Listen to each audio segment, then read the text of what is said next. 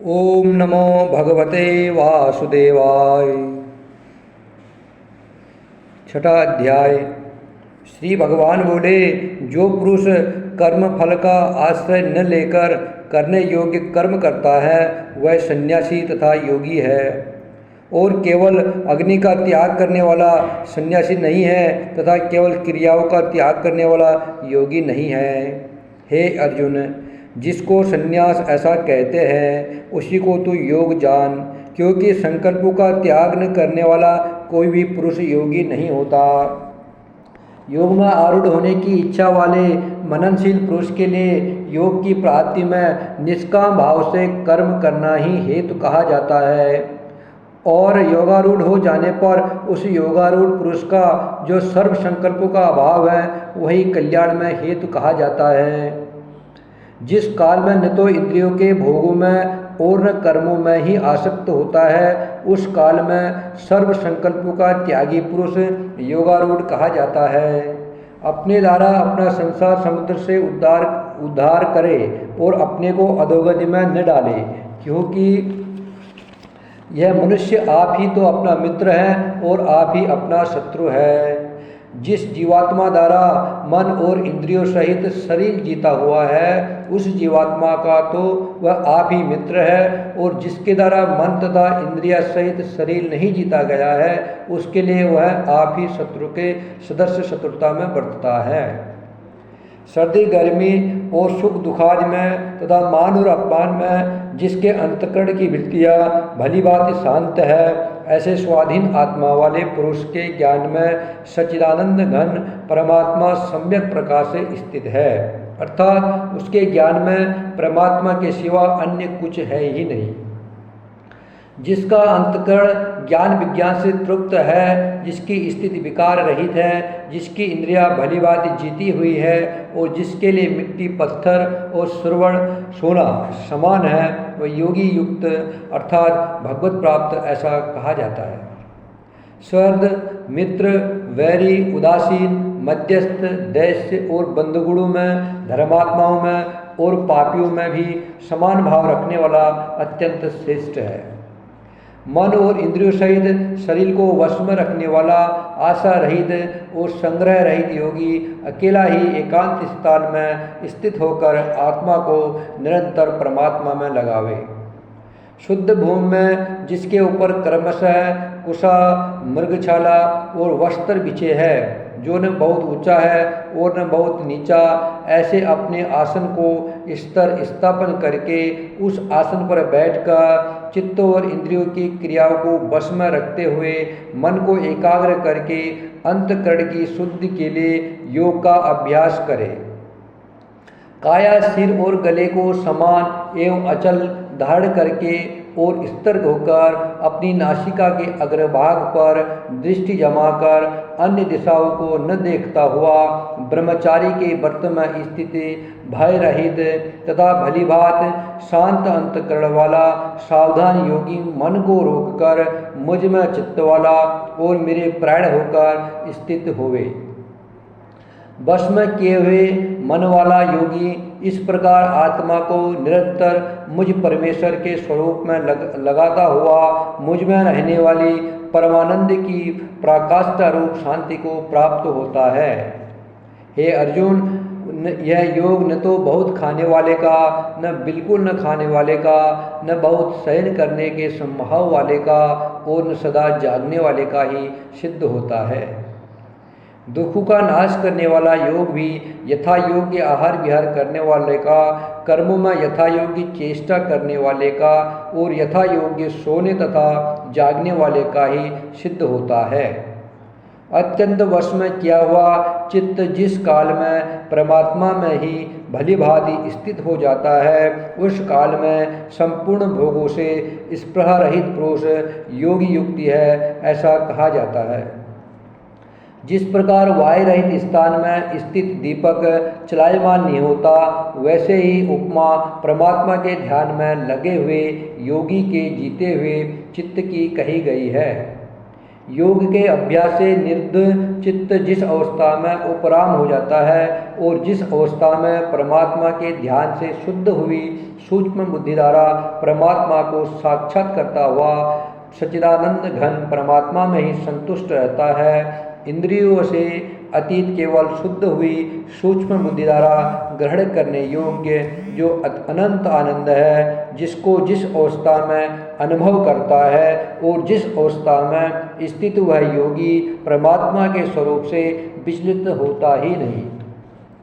परमात्मा की प्राप्ति रूप जिस लाभ को प्राप्त होकर उससे अधिक दूसरा कुछ भी लाभ नहीं मानता और परमात्मा प्राप्ति रूप जिस अवस्था में स्थित योगी बड़े भारी दुख से भी चलायमान नहीं होता, जो दुख रूप संसार के संयोग से रहित है तथा जिसका नाम योग है, उसको जानना चाहिए। वह योग न तो उकताए हुए अर्थात धैर्य और उल्लास युक्त चित्त से निश्चय पूर्वक करना कर्तव्य है, संकल्प से उत्पन्न होने वाली संपूर्ण कामनाओं को निशेष रूप से त्याग कर और मन के द्वारा इंद्रियों के समुदाय को तथा सभी ओर से भली भांति रोक कर कर्म से अभ्यास करता हुआ उपरति को प्राप्त हो तथा धैर्य युक्त बुद्धि के द्वारा मन को परमात्मा में स्थित करके परमात्मा के सिवा और कुछ भी चिंतन न करे। यह स्थिर न रहने वाला और चंचल मन जिस शब्दादि विषय के निमित्त से संसार में विचरता है उस विषय से रोककर यानी हटाकर इसे बार बार परमात्मा में ही निरुद्ध करे, क्योंकि जिसका मन भली प्रकार शांत है, जो पाप से रहित है और जिसका रजोगुण शांत हो गया है, ऐसे इस सच्चिदानंद घन ब्रह्मा के साथ एक ही भाव हुए योगी को उत्तम आनंद प्राप्त होता है। वह पाप रहित योगी इस प्रकार निरंतर आत्मा को परमात्मा में लगाता हुआ सुखपूर्वक ब्रह्म परमात्मा की प्राप्ति रूप अनंत आनंद का अनुभव करता है। सर्वव्यापी अनंत चेतन में एक ही भाव से स्थित रूप योग से युक्त आत्मा वाला तथा सम्य संभाव से देखने वाला योगी आत्मा को संपूर्ण भूतों में स्थित और संपूर्ण भूतों को आत्मा में कल्पित देखता है। जो पुरुष संपूर्ण भूतों में सबके आत्मरूप मुझ वासुदेव को ही व्यापक देखता है और संपूर्ण भूतों को मुझ वासुदेव के अंतर्गत देखता है, उसके लिए मैं अदृश्य नहीं होता और वह मेरे लिए अदृश्य नहीं होता। जो पुरुष एक ही भाव में स्थित होकर संपूर्ण भूतों में आत्म रूप से स्थित मुझ सच्चिदानंद घन वासुदेव को भजता है, वह योगी सब प्रकार से बरतता हुआ भी मुझ में ही बरतता है। हे अर्जुन, जो योगी अपनी भांति संपूर्ण भूतों में सम देखता है और सुख तथा दुख को भी सब में सम देखता है, वह योगी परम श्रेष्ठ माना गया है।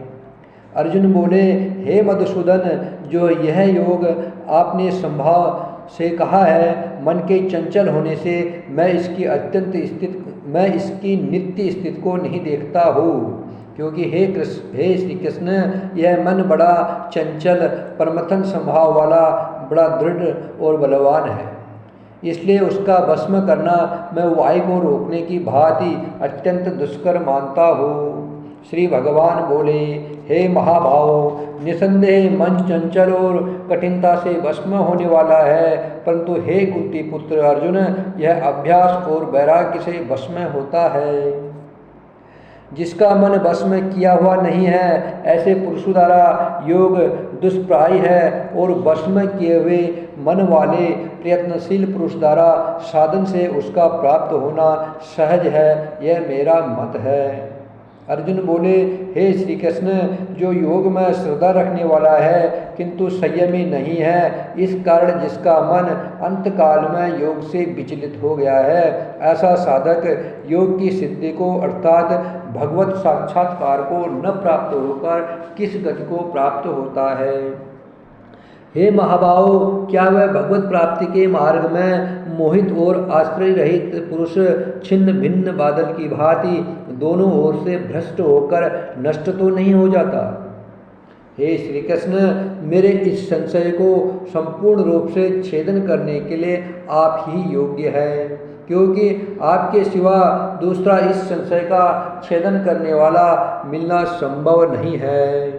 श्री भगवान बोले, हे पार्थ, उस पुरुष का न तो इस लोक में नाश होता है और न परलोक में ही, क्योंकि हे प्यारे, आत्मोद्धार के लिए अर्थात भगवत प्राप्ति के लिए कर्म करने वाला कोई भी मनुष्य दुर्गति को प्राप्त नहीं होता।